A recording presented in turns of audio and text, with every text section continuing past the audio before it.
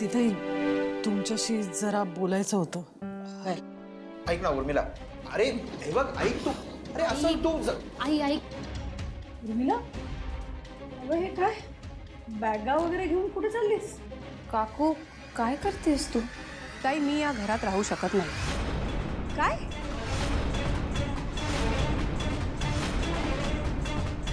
आणि हा निर्णय मी विचार करून घेतलाय. नाही ग उर्मिला, काय वेडेपणा आहे हा?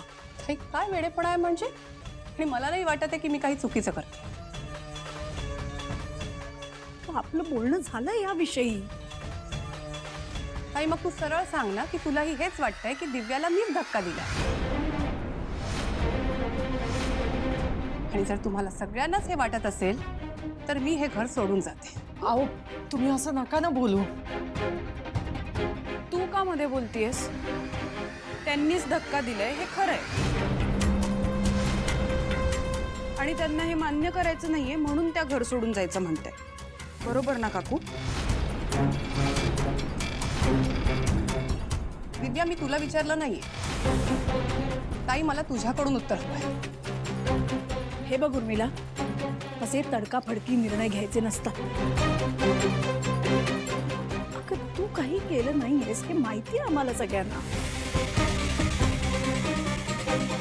चांगलंय हो, तुम्ही हे मुद्दाम करताय ना काकू?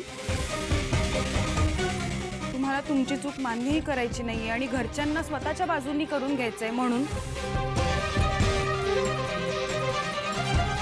ताई मग जर ही चूक मी केली नाहीये तर ह्यांनी या घरात राहायला नको.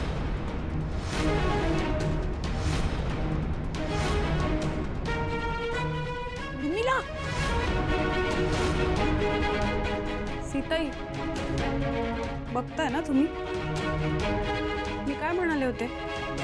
आम्हाला चुकीचं ठरवण्यासाठी ह्या कुठल्याही थराला जाऊ शकतात.